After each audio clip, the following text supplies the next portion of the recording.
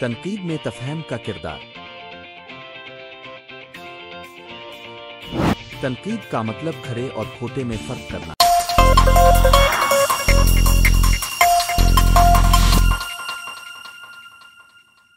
मोअज़्ज़ज़ तलबा तलिबात नाज़रीन सामीन, उम्मीद करता हूँ कि आप खैरियत से होंगे।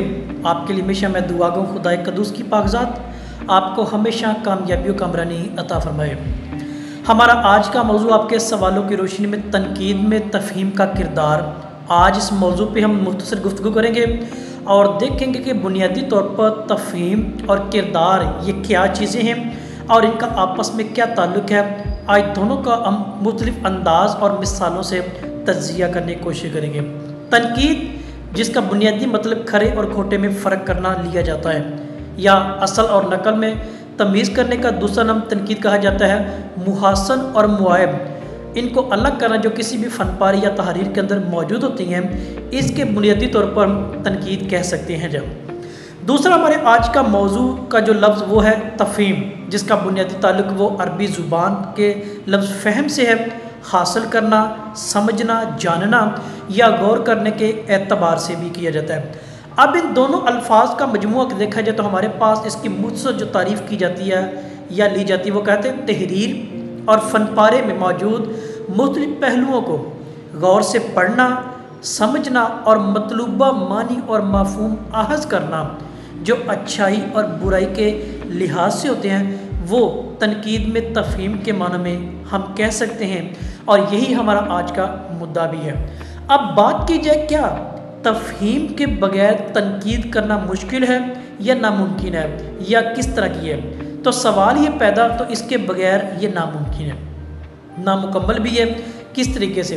जब आप तफ़हीम नहीं करती है, गौर से उस मतन को नहीं पढ़ते, उसकी सतह की बजाय उसकी बसीरत में नहीं उतरते, तब तक आपकी ना तनकीद होती है, ना आप नकाद करार पाते हैं, और ना ही तनकीद का जो बुनियादी काम वो उसका इत्तलाक आपके काम पे होता है। तो लिहाजा इसकी इवज़ क्या होता है कि मतन के पस मंज़र पर मुसन्निफ़ के मकासद को जानना ज़रूरी होता है, और वो किसके ज़रिए? तफ़हीम यानी फ़हम, समझ बूझ के ज़रिए किए जाते हैं, जो अंडरस्टैंडिंग के मानों में आती है। फिर इसके साथ साथ तफ़हीम होगी तो आप तारीख़ी एतबार से मतन को जान पाएंगे, आप सकाफ़ती एतबार से उस तहरीर को समझ पाएंगे कि उस मुआशरे में रहते हुए मुसन्निफ़ ने ये क्यों लिखी है, शायर का नुक्ता नज़र क्या है और वो क्या बयान करना चाहता है। आप उसकी बात की तह तक जा सकते हैं, उसके असलूब से आगाही आप पा सकते हैं, उसका जो राइटिंग स्टाइल, उसकी दाखिली और ख़ारजी दोनों कैफियत आपके सामने मंजर यहाँ पे आ जाती हैं। ये अमल तनकीद को बामानी, मानी हेज़ और मोतबर बनाता है। तो लिहाजा ये बात साबित होती है कि तफ़हीम और तनकीद दोनों आपस में जुड़े हुए, इसके बगैर तनकीद और नकाद का काम अधूरा रहता है।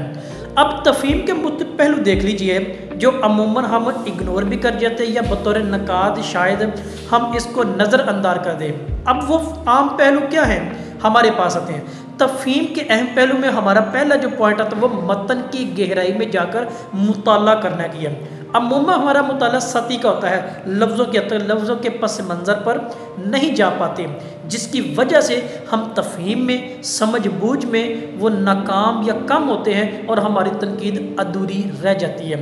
दूसरी अहम पहलू इसका मुसन्निफ़ के ख़यालात से आगाही है। जब तक आप उस तहरीर के बातन में नहीं उतरते, आपको मुसन्निफ़ के ख़यालात से आगाही नहीं मिलती, हम मुसन्निफ़ के बारे में मुख्तलिफ राय कायम करते हैं, अमूमन वो गलती की बुनियाद पर होते हैं। तो इसलिए ये बात लाजम है तफ़हीम के अहम पहलुओं में कि मुसन्निफ़ से ख़यालात की आगाही हासिल करने के लिए आपको समझ बूझ, मतलूबा मानी अहाज़ करने के लिए उसकी दाखिली कैफियत पर जाना ज़रूरी होती है। जब इसके बाद तारीख़, सकाफ़त, माहौल और जहनीत से आगाही कि मुसन्निफ़ का जहन फ़नपारे की जो असल मतनूइयत है वो क्या बता जा रही है। क्या आप उस मुआशरे में रहते हुए क्या मुसन्निफ़ के हालात से आगाही से वाकिफ़ हैं भी या नहीं? क्या आपकी जहनीत, उस फनपारे की जहनीत और मुसन्निफ़ की ज़हनीत, इनका आपस में यकजा होना है भी या नहीं? क्या एक बात पे मुत्तफ़िक़ है या नहीं?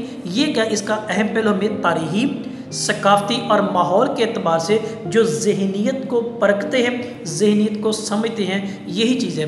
क्या हाँ के रूप में है या ना के रूप में है। असल बात की तह तक रसाई है और असलूबियाती तज्जिया, ये दोनों अंदाज हमें तफहीम के मद्दे मुकाबले या उसके मुतबादल मिलते हैं जो तनकीद के नुक्ता नज़र में हमारे पास ये चीज़ आती है। फिर खास कर जो अहम पहलू वो है तनकीदी नज़रियात का इत्तलाक, जो साहतियात और पस साहतियात के रूप में आता है। साहतियात और पस साहतियात क्या है? साहतियात लफ्ज़ के स्ट्रक्चर ढांचे पे बात करता है और पस साहतियात उसके पीछे छुपे हुए उन लफ्ज़ों की बात करता है जिनका ताल्लुक उस नए मानी खेजी पैदा करने के मुतरादिफ कहते हैं, जिसके एवज़ मालूमात नॉलेज में इजाफा होता है और तहकीक का रास्ता हमवार होता है। ये इसके मुख्तलिफ पहलू है जो तफहीम और तनकीद के माबैन बाहमी रिश्ता हमवार करता है, जो तहकीक का रास्ता हमवार करने में मददगार भी साबित होता है।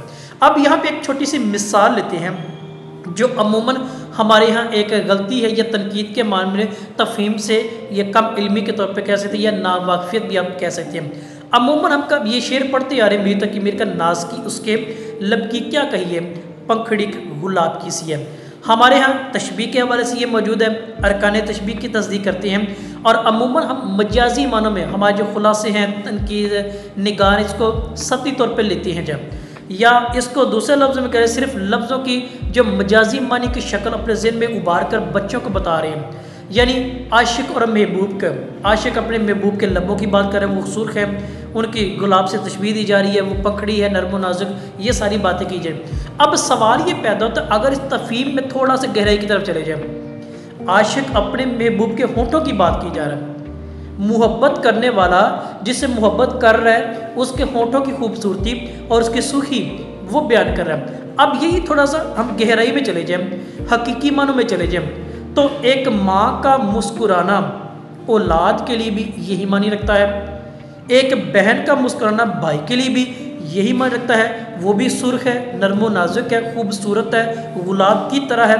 खुदा ने खूबसूरती दी है। एक भाई के लिए उसकी बहन का अच्छा किरदार, मुस्कुराना, उसके लिए दुआएं खैर करना, ये भी चीज़ है। एक बेटी का बाप के लिए मुस्कुराना तो बाप के लिए क्या है, एक फ़ख्र का सबब है। तो हमें ये मतलब भी जानना ज़रूरी है, ये तफहीम है, ये वो आगाही है, ये मालूमात में इजाफा है जिसकी बुनियाद पे हम कर सकते हैं, जिसकी बुनियाद पर हम साहतियात और पस साहतियात दोनों के अंदाज़े मानी खेजी को जान सकते हैं। तो अमूमन हमने सिर्फ ये पढ़ा आशिक महबूब के, अगर वो वहाँ पे महबूबा औरत है तो माँ भी औरत है, बहन भी औरत है, बेटी भी वो औरत ही है जो एक सिनफ नाजुक के तौर पे तानीसी के मैदान में अपना किरदार अदा कर रही हैं। तो दोनों अंदाज में चीज़ करना हमारे लिए ज़रूरी है, ना कि सिर्फ हम सती। तो लिहाजा ये तफहीम की वो मिसाल है जो एक अमूमन हम इग्नोर कर देते हैं और हमारी तरकीद अधूरी रह जाती है।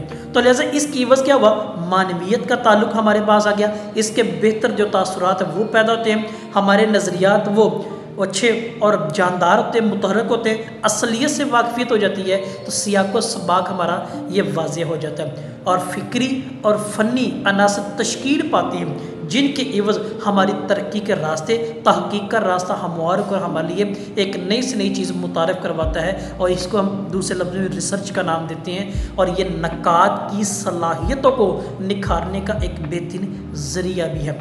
तो लिहाजा ये नक़ाद को काबिल अमल नक़ाद बनाता है, कौन, तफहीम है। जब बात को समझा जाता है, सती तबसरा करने के बजाय तनकीद करने के बजाय उसकी बसीरत की निगाह की जाती है, तब वो गहराई से गहराई में ले चलता है, तो हमें इस बात से वो आगाह करता है। तो आज ये चीज़ हमने वाज़ेह अल्फाज में जानी कि तनकीद में तफहीम का किरदार बड़ा ज़रूरी है। सती तबसरे की बजाय वो गहरी बसीरत में लेके चलता है, मजाजी मानी की बजाय हकीकी मानी की तरफ लेके चलता है, आशिक और महबूब की बजाय औलाद और वालिदैन के दरमियान बात होती है, खुदा और इंसान की बात भी हो जाती है, बेटी और बाप की बात भी हो जाती है, भाई और बहन की बात भी हो सकती है। यही मुहासब और मुआब को अलहदा करना हमारे लिए तनकीद में तफहीम का किरदार अदा करता है। मौजू तलबा ये था हमारा आज का मौजू। आपके सवालों की रोशनी में आपकी को राय, आपका सवाल तो ज़रूर कीजिएगा। आप सबका बहुत शुक्रिया।